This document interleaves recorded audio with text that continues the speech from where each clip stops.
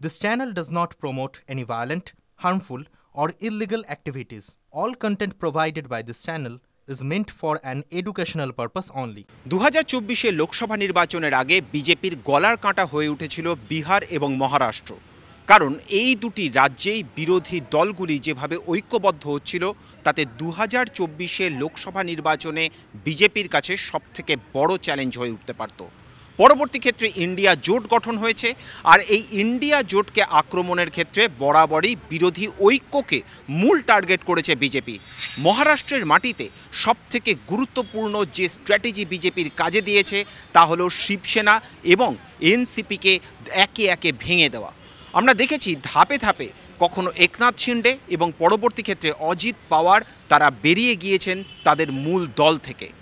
2024 বিধানসভা নির্বাচনে এই বিভাজনের রাজনীতি আদতে সাফল্যের ফসল ঘরে তুলতে বিজেপিকে সাহায্য করল।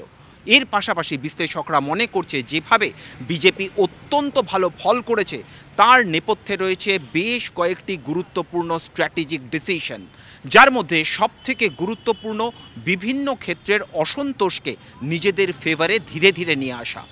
মারাঠাওয়াড়া এলাকায় যেভাবে মারাঠা সংরক্ষণের দাবিতে ক্রমশ বিজেপিকে ব্যাকফুটে যেতে হচ্ছিল এবং যেভাবে শিবসেনা, এনসিপি এবং কংগ্রেস এই মারাঠাদের সংরক্ষণকে সমর্থন জানাচ্ছিল, ঠিক তার উল্টো দিকে সকলের অলক্ষ্যে ওবিসিদের সেন্টিমেন্টকে কাজে লাগিয়েছে বিজেপি। ওবিসি এবং দলিতরা তারা যত এই মারাঠা সংরক্ষণের দাবি সুসংবদ্ধ হয়েছে তত সেই ভোটকে অর্থাৎ দলিত এবং ওবিসির ভোটকে বিজেপি নিজের দিকে টানতে সচেষ্ট হয়েছে। এবং তার পাশাপাশি কৃষক বিক্ষোভ বরাবরই মহারাষ্ট্রের রাজ্য রাজনীতিতে গুরুত্বপূর্ণ ভূমিকা পালন করে। গত 5-6 বছর ধরে বামপন্থীরা মাঠে ময়দানে কাজ করেছে। কৃষক আন্দোলন শুধু নয়, যেভাবে কৃষক র্যালি মহারাষ্ট্রের ভেতর দিয়ে গিয়েছে তাতে জাতীয় রাজনীতিতেও মহারাষ্ট্রের কৃষক অসন্তোষ বিরোধীদের বুকে বেশ কিছুটা আশা জাগিয়েছিল। কিন্তু ধীরে ধীরে কখনো পেঁয়াজ, কখনো সোয়াবিন তার এমএসপি যেভাবে বাড়িয়েছে রাজ্য সরকার, তার প্রেক্ষিতে একনাথ শিন্ডে সরকারের ওপরেই কিন্তু মানুষ এই মুহূর্তে সমর্থন রাখল।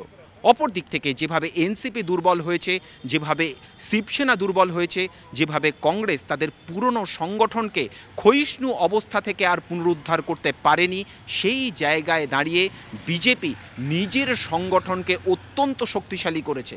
কিন্তু এবার যে প্রশ্ন প্রাসঙ্গিকভাবেই সামনে আসছে, মুখ্যমন্ত্রী কে হবেন?